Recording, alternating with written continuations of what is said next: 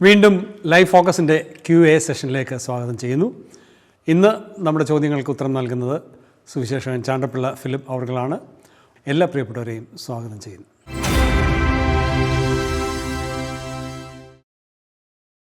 മരിച്ചവർക്ക് വേണ്ടിയുള്ള പ്രാർത്ഥനയെ നിഷേധിക്കുന്നവരാണല്ലോ വിശ്വാസ സമൂഹം എന്നറിയപ്പെടുന്നവർ.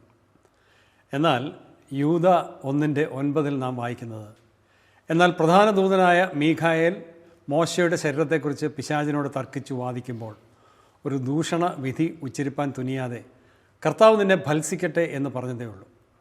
സാത്താനിൽ നിന്നും വിജയം നേടുവാൻ മരണാനന്തരവും പ്രാർത്ഥിക്കേണ്ടതുണ്ട് എന്നല്ലേ ഈ വസ്തുത വെളിപ്പെടുത്തുന്നത്? അപ്പോൾ പിന്നെ ഈ മരിച്ചവർക്ക് വേണ്ടി പ്രാർത്ഥിക്കാതിരിക്കുന്നത് അക്ഷന്തവ്യമായ കുറ്റമല്ലേ? യൂദായുടെ ലേഖനത്തിലെ ഈ പറഞ്ഞ സംഭവവും മരിച്ചവർക്ക് വേണ്ടി മനുഷ്യൻ ദൈവത്തോടോ അല്ലെങ്കിൽ അതിനുവേണ്ടി ആക്കി വയ്ക്കപ്പെട്ടവരോടോ ചെയ്യുന്ന പ്രാർത്ഥനയും തമ്മിൽ യാതൊരു ബന്ധവും ഇല്ല. മോശ മരിച്ചു. മോശയെ എവിടെ അടക്കം ചെയ്തെന്ന് ഇസ്രായേൽ ജനത്തിന് അറിഞ്ഞുകൂടായിരുന്നു. ദൈവം അവനെ അടക്കം ചെയ്തു. എന്നാൽ ആ ശരീരത്തിനു വേണ്ടി പിശാച് വാദിക്കാൻ വന്നപ്പം മീഖായേൽ നേരിട്ട് പ്രധാന ദൂതനെന്ന് ഉദ്ദേശിക്കുന്നത് മീഖായേലാണ്. മീഖായേൽ പറയുന്നു, കർത്താവ് നിന്നെ ഭത്സിക്കട്ടെ എന്ന് പറഞ്ഞാൽ അവിടെ മരിച്ചവർക്ക് വേണ്ടി പ്രാർത്ഥിക്കണമെന്നുള്ള എന്താ അവിടെ ഉള്ളത്? മരണാനന്തരം പ്രാർത്ഥിച്ചു എന്നുള്ളതാണ്. അല്ല, മരണാനന്തരോടെ പ്രാർത്ഥിച്ചില്ലല്ലോ. അല്ല, മോശയുടെ മരണത്തിന് ശേഷമാണല്ലോ കർത്താവ് നിന്നെ ഭത്സിക്കട്ടെ, മോശയെ രക്ഷിക്കട്ടെ എന്നല്ലായിരുന്നു. അല്ലായിരുന്നു. തന്നെയല്ല, മോശയ്ക്ക് വേണ്ടി പ്രാർത്ഥിക്കണ്ടല്ലോ. മോശയെ മരുഭൂമലയിൽ കണ്ടില്ലേ യേശുവിനോട് സംസാരിക്കാൻ? അപ്പം മോശ അപ്പം തന്നെ ദൈവസന്നിധിയിലുണ്ടല്ലോ. അപ്പോൾ പിന്നെ അത് ചോദ്യം ഉദിക്കുന്നില്ല. അത് മരിച്ചവർക്ക് വേണ്ടി പ്രാർത്ഥിക്കാനുള്ള ഒരു വചനമായിട്ടേ ഇരിക്കുന്നില്ല. പറഞ്ഞ മനസ്സിലായി. പിന്നെ ഭത്സിക്കേണ്ടത് കർത്താവാണ്. കാരണം സാത്താനെ ഭത്സിച്ചിട്ടുള്ളതെല്ലാം കർത്താവാണ് ഭത്സിച്ചിട്ടുള്ളത്. ഈ മത്തായി സുവിശേഷം 4-ാം അധ്യായത്തിൽ യേശുവിനെ പരീക്ഷിക്കാനായിട്ട് സാത്താൻ ചെന്നപ്പോഴും സാത്താനെ ഭത്സിച്ചത് യേശുവാണ്. സാത്താനെ എന്നെ വിട്ടു പോ എന്ന് പറയുന്നത് ഈ ഭത്സനം. ഭത്സനം എന്ന് പറഞ്ഞാൽ ശാസനയെ മാത്രമല്ലേ അതിനർത്ഥമുള്ളൂ. അപ്പോൾ ഈ ശാസനയും പ്രാർത്ഥനയും തമ്മിൽ ഏത് ആടും അങ്ങാടി എന്തോ അങ്ങനെ ഒരു പഴഞ്ചൊല്ലുണ്ടല്ലോ, തമ്മിലുള്ള വ്യത്യാസം പോലല്ലേ ഇത് ഉദിക്കുന്നേയില്ല. അത് വാസ്തവത്തിൽ പറയുന്നത് തന്നെ എന്തോ ഒരു വിവരക്കേട് പോലെ എനിക്കങ്ങ് തോന്നുക. ഓക്കെ, അങ്ങനെയാണെങ്കിൽ മറ്റൊരു ചോദ്യം ഞാൻ ചോദിക്കാൻ ആഗ്രഹിക്കുന്നത്, ഈ തിമോത്തിയോസിനോടുള്ള കത്തിൽ പൗലോസ് പറയുന്നൊരു കാര്യം, ഒരു പ്രസംഗം ഉദ്ധരിക്കുന്നത് ഞാൻ കേട്ടിട്ടുണ്ട്. പൗലോസിൻ്റെ ഹൃദയം തണുപ്പിച്ചവനായ ഒനേസിഫോറസ്, അദ്ദേഹം ഒരു കുടുംബനാഥനായിരുന്നു. അദ്ദേഹം മരിച്ചുപോയി. കർത്താവിൻ്റെ ദിവസം അഥവാ ന്യായവിധി നാളിൽ അവൻ കരുണ കണ്ടെത്താൻ ഇടയാകട്ടെ എന്ന് പൗലോസ് പറയുന്നു. ഫൽസിച്ച കാര്യം അല്ല പറയുന്നത്, അവിടെ കരുണ കണ്ടെത്താൻ ഇടയാകട്ടെ എന്ന് പൗലോസ് പറയുകയാണ്.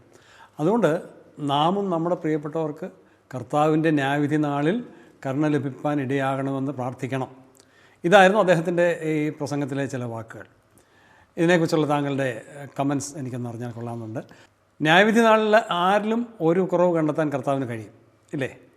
അങ്ങനെ ചെയ്യരുതേ കർത്താവേ എന്ന് പറയുന്നതിൽ എന്താണ് തെറ്റുള്ളത്? കർത്താവേ, ഞങ്ങളുടെ പ്രിയപ്പെട്ടവരുടെ ജീവിതത്തിൽ ഒരു കുറവ് കണ്ടെത്തരുതേ എന്ന് പറയുന്നതിൽ തെറ്റുണ്ടോ? അതാണ് നമ്മൾ പറയുന്നത്.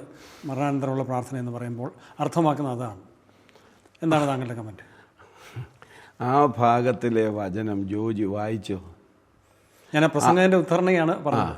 അത് വായിച്ചാൽ കർത്താവിൻ്റെ ന്യായവിധി നാളിൽ ഒനേസിഫോറസിന് കരുണ ചെയ്യട്ടെ, അതിനുവേണ്ടി പ്രാർത്ഥിക്കണമെന്ന് അവിടെ എഴുതിയിട്ടില്ല. എൻ്റെ വിശുദ്ധന്മാരുടെ ഹൃദയം പലപ്പോഴും പൗലോസിൻ്റെ ഉൾപ്പെടെ തണുപ്പിച്ചവനായ അദ്ദേഹത്തിൻ്റെ കുടുംബത്തോട് കർത്താവ് കരുണ കാണിക്കട്ടെ എന്ന് പറഞ്ഞാൽ അതിൻ്റെ അർത്ഥം എന്താ? എങ്ങനെ തണുപ്പിച്ചു എന്നാ? വാക്കുകൊണ്ടും സൽക്കാരം കൊണ്ടും പ്രവൃത്തി കൊണ്ടും ഒക്കെ തണുപ്പിച്ചതിൻ്റെ അനുഗ്രഹം അവർക്ക് കിട്ടട്ടെ എന്നേ അദ്ദേഹം പറഞ്ഞുള്ളൂ. കർത്താവ് കരുണ കാണിക്കട്ടെ. മരിച്ചു പോയതായിട്ട് അവിടെ പറയുന്നില്ല. ചാണ്ടപ്പിള്ളയ്ക്കോ അവൻ്റെ കുടുംബത്തിനും കർത്താവ് കരുണ കാണിക്കട്ടെ എന്ന് പറഞ്ഞാലുടൻ ചാണ്ടപ്പിള്ള മരിച്ചു പോയെന്നാണോ അതിൻ്റെ അർത്ഥം? അത് എവിടുത്തെ പ്രയോഗമാണെന്ന് മനസ്സിലാകുന്നില്ലല്ലോ. രണ്ടാമത് മറ്റൊരു കാര്യം കൂടെയുണ്ട്. അതേ ബൈബിളിൽ പറയുന്നുണ്ട്, കരുണ തണുപ്പിക്കുന്നവന് തണുപ്പ് കിട്ടുമെന്ന് വായിക്കുന്നുണ്ട് ബൈബിളിൽ. തണുപ്പിക്കുന്നവന് തണുപ്പ് കിട്ടും, അതേ അവിടെ പറഞ്ഞുള്ളൂ. അവിടെ ഇല്ല. ഇനിയും രണ്ടാമത് കർത്താവിൻ്റെ നാളിൽ, അതുകൂടെ ഞാനൊന്ന് പറഞ്ഞോട്ടെ, ന്യായവിധി നാളില്ല. ഈ ഇത് ഒനേസിഫോറസ് മരിച്ചിട്ടില്ല ആ സമയം, എഴുതുന്ന സമയത്ത്. ഇനി അത് മരിച്ചുപോയ ഒരാൾക്ക് ന്യായവിധി നാളിൽ കർത്താവ് കരുണ ചെയ്യട്ടെ എന്നും പറഞ്ഞ് ജീവനോടിരിക്കുന്ന ഈ ആളുകൾ ആരോടാ? കർത്താവിനോട് പ്രാർത്ഥിക്കണം. കർത്താവിനോട് ഒരുത്തൻ കടന്നു പ്രാർത്ഥിച്ചല്ലോ, യാതനാ സ്ഥലത്ത് കടന്നുകൊണ്ട്, ധനവാൻ. ആ ലാസർ എൻ്റെ സഹോദരന്മാരുടെ അടുക്കലേക്കൊന്ന് വിടണം. അവർ ലാസർ പറയുന്നത് കേട്ട് മാനസാന്തരപ്പെട്ടാൽ ഇങ്ങോട്ട് വരികയില്ല എന്നാണ് ഈ ധനവാൻ പറഞ്ഞത് അബ്രഹാമിനോട്. അബ്രഹാം അതിന് കൊടുക്കുന്ന മറുപടി ഉണ്ടല്ലോ, ഇവിടുന്ന് ഒരാൾക്ക് അവിടേക്കോ അവിടുന്ന് ഒരാൾക്ക് ഇങ്ങോട്ടോ വരാൻ കഴിയുകയില്ല. എൻ്റെ നാവിനെ തണുപ്പിക്കാൻ ഇങ്ങോട്ടൊന്ന് അയക്കണമെന്നും കൂടെ പറഞ്ഞായിരുന്നു. അപ്പോൾ ഈ മരിച്ചു കഴിഞ്ഞ് ഓരോ സ്ഥാനത്ത് ചെല്ലേണ്ടടുത്ത് ചെന്ന് കഴിഞ്ഞാൽ അങ്ങോട്ടും ഇങ്ങോട്ടും പോകാൻ സാധിക്കുകയില്ലെന്ന് തന്നെയാണ് യേശുക്രിസ്തു പറഞ്ഞതിൻ്റെ സാരം.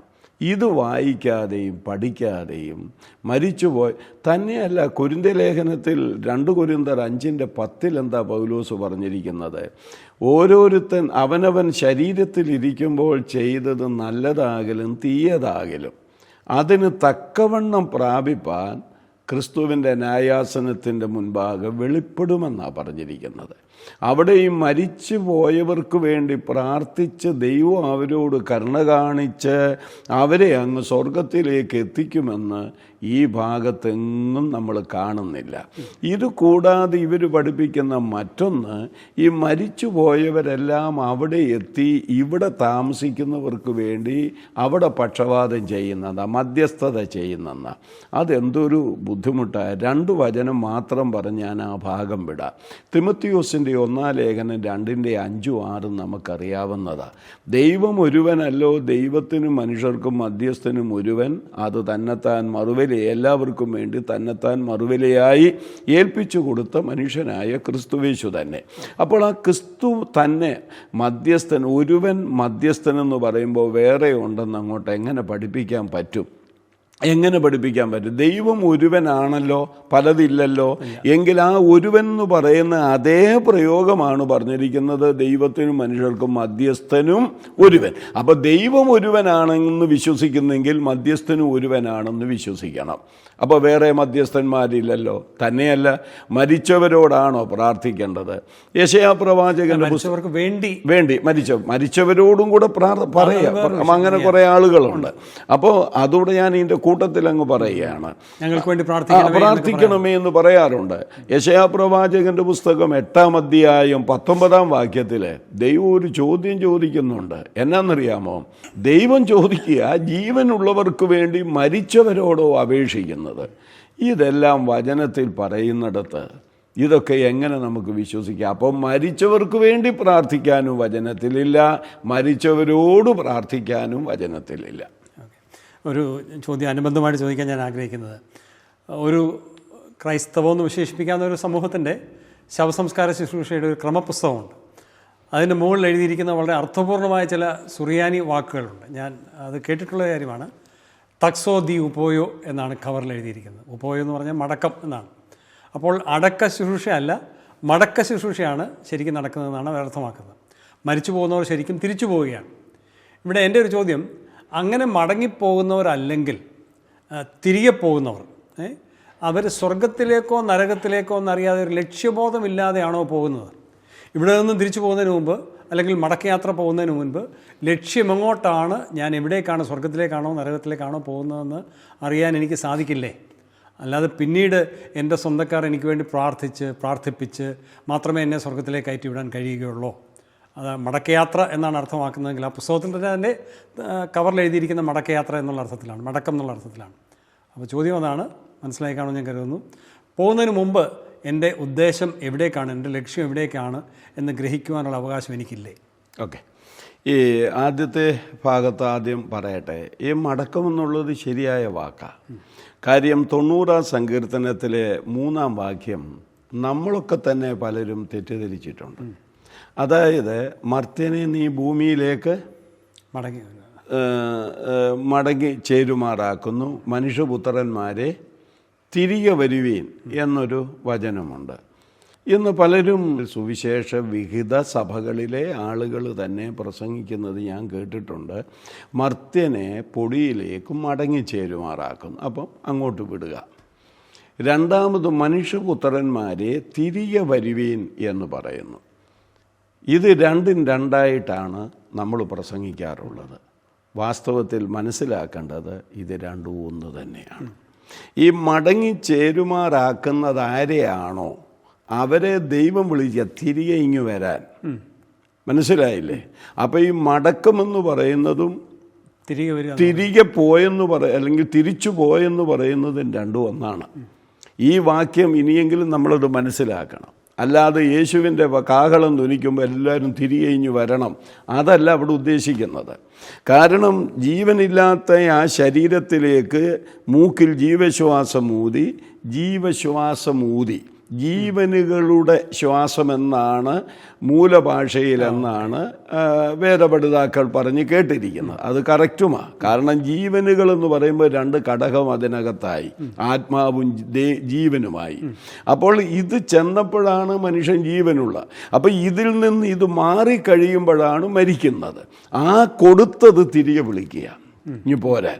അതാണ് സഭാപ്രസംഗിയിലും പറയുന്നത്, പൊടി പണ്ടായിരുന്നത് പോലെ പൊടിയിലേക്ക് തിരികെ ചേരും ആത്മാവോ ദൈവത്തിൻ്റെ അടുക്കലേക്ക്. അത് മടങ്ങിപ്പോവുക, തിരികെ പോവുക. അപ്പോൾ ആ പ്രയോഗമാണ് ശരിയെന്നുള്ളതാണ് ഞാൻ മനസ്സിലാക്കുന്നത്. എനിക്കിപ്പോൾ പറഞ്ഞ അസുറിയാനി പദമൊന്നും എനിക്ക് അറിഞ്ഞുകൂടാ. ഇപ്പോൾ ജോജി പറഞ്ഞപ്പോൾ അത് മനസ്സിലായി. അതാണ് അതിൻ്റെ ശരി. എനിക്ക് തിരികെ പോകുന്നതിന് മുമ്പ് അത് പറയാൻ പറ്റില്ല. അപ്പോൾ അങ്ങനെ മടങ്ങി പോകുന്നതിന് മുൻപ് എല്ലാവർക്കും ലക്ഷ്യമുണ്ടോ എന്ന് ചോദിച്ചാൽ എല്ലാവർക്കും ലക്ഷ്യമില്ല. ഞാൻ ഒരുപാട് അവകാശം എനിക്കില്ലേ? ഉണ്ടാകണം, വേണം. ഈ ഭൂമിയിൽ വെച്ചത് വേണം. ഇപ്പം ധനവാന്റെ ഒരു ഉപമ പറയുന്നിടത്ത് അവൻ്റെ കളപ്പുര പൊളിച്ചു പണിയും, ഇതെല്ലാം കൂടെ കൊയ്തവിടെ കൂട്ടുമെന്നൊക്കെ പറഞ്ഞ് അവനിലേക്ക് ഒതുങ്ങിക്കൊണ്ടിരിക്കുക. അതിനപ്പുറം ഒന്നുമില്ലെന്നുള്ള ചിന്ത. അവൻ ലക്ഷ്യബോധമില്ലാത്തവനാണ്. അതുകൊണ്ടാണ് പറഞ്ഞത്, മൂഢ, ഈ രാത്രിയിൽ ദൈവം നിൻ്റെ ആത്മാവിനെ അല്ലെങ്കിൽ ജീവനെ ചോദിച്ചാൽ നീ ഒരുക്കി വെച്ചതാർക്കാവും. അപ്പോൾ അവനപ്പുറം ഒന്നുമില്ല, ഇതിനപ്പുറം ഒന്നുമില്ല എന്ന് പറഞ്ഞുകൊണ്ട് ലക്ഷ്യബോധമില്ലാതെ ജീവിക്കുന്ന ഒത്തിരി ആളുകൾ നമ്മുടെ ഭൂമിയിലുണ്ട്. പക്ഷേ ഈ ഭൂമിയിൽ നിന്നും മടക്കം വരുന്നതിന് മുൻപ് അല്ലെങ്കിൽ തിരിച്ചു പോകുന്നതിന് മുൻപ് ഒരു ലക്ഷ്യബോധം നമുക്ക് ഉണ്ടാകണം. അതുകൊണ്ട് ഒരു ഭക്തകവി പാടിയത് മിക്കവാറും ഒക്കെ നമ്മുടെ ഇടയിൽ പാടാറുണ്ട്. ജീവിതയാത്രക്കാര്, കാലടികൾ എങ്ങോട്ട്, നാശത്തിൻ്റെ പാതയോ ജീവൻ്റെ മാർഗമോ, ലക്ഷ്യം നിൻ്റെ മുൻപിലെന്ത്. ഇവിടെ വെച്ച് ഒരു ബസ്സിൽ കയറുന്നു, ആ ടിക്കറ്റ് എടുക്കുന്ന കണ്ടക്ടർ വരുന്നു, എങ്ങോട്ടാന്ന് ചോദിച്ചാൽ നിശ്ചയമില്ലെന്ന് പറഞ്ഞാൽ അവിടെ ഇറക്കി വിടും. എനിക്ക് ട്രിവാൻഡ്രത്ത് പോകണം, തിരുവനന്തപുരം പോകണം, അല്ലെ പന്തളത്ത് പോകണം, അല്ലെ പത്തനംതിട്ട പോകണമെന്ന് പറയുമ്പോൾ ടിക്കറ്റ് എഴുതി കൊടുക്കും. ഒരു ലക്ഷ്യമുണ്ട്. ഇതുപോലെ ഈ അമ്മയുടെ ഉദരത്തിൽ നിന്ന് ജനിച്ച കാലം മുതൽ ഈ യാത്ര ഇങ്ങനെ തുടങ്ങിയിരിക്കുക. പണ്ട് ഒരുത്തൻ പറഞ്ഞതുപോലെ ഈ മണ്ണിൽ ഈ യാത്ര തുടങ്ങിയത് എവിടെ നിന്നോ, ഇനിയൊരു വിശ്രമം എവിടെ ചെന്നോ, ലക്ഷ്യമില്ലാത്ത പറച്ച് പാട്ടാണത്. പക്ഷേ യേശുക്രിസ്തുവിൽ വിശ്വസിച്ച് പാപമോചനവും ആത്മരക്ഷയും അനുഭവിച്ച ഒരു വ്യക്തിയെ സംബന്ധിച്ച് യാത്ര എവിടെ നിന്ന് ആരംഭിച്ചെന്നും യാത്ര എവിടെ ചെന്ന് അവസാനിക്കുമെന്നും അവന് ലക്ഷ്യബോധമുള്ളവനാണ്. അതുകൊണ്ടാണ് തെസ്സലോനിക്കർക്ക് എഴുതിയ 1-ാം ലേഖനം 4:13 പറയുന്നുണ്ട്, കർത്താവിൽ നിദ്ര പ്രാപിച്ചവർ എവിടെ എന്നുള്ളത് നിങ്ങൾ അറിഞ്ഞിരിക്കണം. അവരെവിടെയാണെന്ന് അറിഞ്ഞിരിക്കണം. അതാണ് ഏതു മനുഷ്യനും ഈ ലോകത്തിൽ വെച്ച് വേണ്ടത്. അതുകൊണ്ട് നമ്മുടെ കേൾവിക്കാരോട് ഞാൻ ഒരു വാക്കുകൂടെ എൻ്റെ കൂടെ സാറ് പറയേണ്ടത് എങ്കിലും ഞാനങ്ങ് പറയുക. ലക്ഷ്യബോധമില്ലാത്ത ആരെങ്കിലും ഈ വാക്കുകളെ കേൾക്കുന്നെങ്കിൽ ആ ലക്ഷ്യത്തിലേക്ക് എത്തുന്ന ശരിയായ മാർഗമായ ക്രിസ്തുവിലായി കഴിയുമ്പോൾ അത് ആ ലക്ഷ്യത്തിലേക്ക് എത്തും. നമ്മുടെ എസ്കലേറ്റർ പോലാണ്. ഇല്ലേ? കയറി നിന്നാൽ മതി, ഇറങ്ങേണ്ടടുത്ത് നമ്മളെ കൊണ്ട് എന്ന് എത്തിക്കും. ഈ ജീവനുള്ള പുതുവഴിയായ യേശുവിൽ ആരായിത്തീരുന്നോ അത് അവിടെ അങ്ങ് എത്തിക്കും. അപ്പോൾ ലക്ഷ്യബോധം നമുക്ക് ആവശ്യമാണ്. അപ്പോൾ ഈ മരണത്തിലൂടെയുള്ള യാത്ര, ലക്ഷ്യബോധത്തോടെയുള്ള യാത്ര, അത് ആ ലക്ഷ്യം എത്തുന്നത് കർത്തൃസന്നിധിയിലാണെങ്കിൽ അത് ലാഭകരമായൊരു കാര്യമല്ലേ, സന്തോഷകരമായൊരു കാര്യമല്ലേ? നിശ്ചയമായും. അതല്ലേ പൗലോസ് പറഞ്ഞത്, വിട്ടുപിരിഞ്ഞ് ക്രിസ്തുവിനോടുകൂടെ ഇരിപ്പാൻ എനിക്ക് കാംക്ഷയുണ്ടെന്ന് പറഞ്ഞിട്ട് പറയുക, അത് അത്യുത്തമമല്ലോ എന്ന് പറഞ്ഞാൽ ജോജിക്ക് എന്നേക്കാൾ ഭാഷാ ജ്ഞാനമുണ്ട്. എന്താണ് അത്യുത്തമം? അതിനേക്കാൾ ഉത്തമമായ വേറെ ഒരു കാര്യം ഇല്ല. പക്ഷെ പൗലോസ് പറയുന്നത് വേറൊരു വാചകം, എനിക്ക് ജീവിക്കുന്ന ക്രിസ്തു, മരിക്കുന്നത് ലാഭവുമാണ്. അപ്പോൾ മരിക്കുന്നത് ലാഭമാകണമെങ്കിൽ ജീവിക്കുന്നത് ക്രിസ്തുവായിരിക്കണം. ക്രിസ്തു ഉള്ളവൻ്റെയാണ് മരണം ലാഭമായി മാറുന്നത്. ചുരുക്കത്തിൽ നമ്മുടെ ഈ യാത്ര അത് ലക്ഷ്യബോധമുള്ളതായിരിക്കണം. ഈ ഭൂമിയിലെ നമ്മുടെ യാത്രാ മധ്യേ തന്നെ നാം ചെന്നെത്തുന്ന ആ ഡെസ്റ്റിനിയെക്കുറിച്ച് വ്യക്തമായ ബോധ്യം നമുക്കുണ്ടാകേണ്ടത് ആവശ്യമാണ്. അത് ദൈവസന്നിധിയിൽ തന്നെ നാം എത്തണം. അല്ലാതെ മരിച്ചതിന് ശേഷമോ മറ്റാരെങ്കിലും നമുക്ക് വേണ്ടി പ്രാർത്ഥിച്ചോ ഒന്നും അല്ല നമുക്ക് അവിടേക്ക് പോകാൻ കഴിയുന്നത്. അതിൻ്റെ ആവശ്യമില്ല. മരിച്ചവർക്ക് വേണ്ടി പ്രാർത്ഥിക്കേണ്ട ആവശ്യവുമില്ല. മരിച്ച ശേഷം മരിച്ചവരോടുള്ള പ്രാർത്ഥനയും ആവശ്യമില്ല. അത് വേദപുസ്തക അനുസരണമല്ല എന്നുള്ള കാര്യം വ്യക്തമായിട്ട് നമുക്ക് ബോധ്യമായെന്ന് കരുതുന്നു. ഈ ചോദ്യങ്ങൾ ഉന്നയിച്ചവർക്ക് തൃപ്തികരമായ ഉത്തരം ലഭിച്ചു എന്നാണ് ഞാൻ കരുതുന്നത്. ഉപദേശവുമായി ബന്ധപ്പെട്ട നിങ്ങളുടെ സംശയങ്ങൾ അത് എന്തുതന്നെയായാലും ദയവായി എഴുതി ചോദിക്കാൻ മടിക്കണ്ട. ലൈഫ് ഫോക്കസിൻ്റെ അടുത്തൊരു ക്വസ്റ്റ്യൻ ആൻസർ സെഷനിൽ കാണുന്നവരെ നന്ദി, നമസ്കാരം.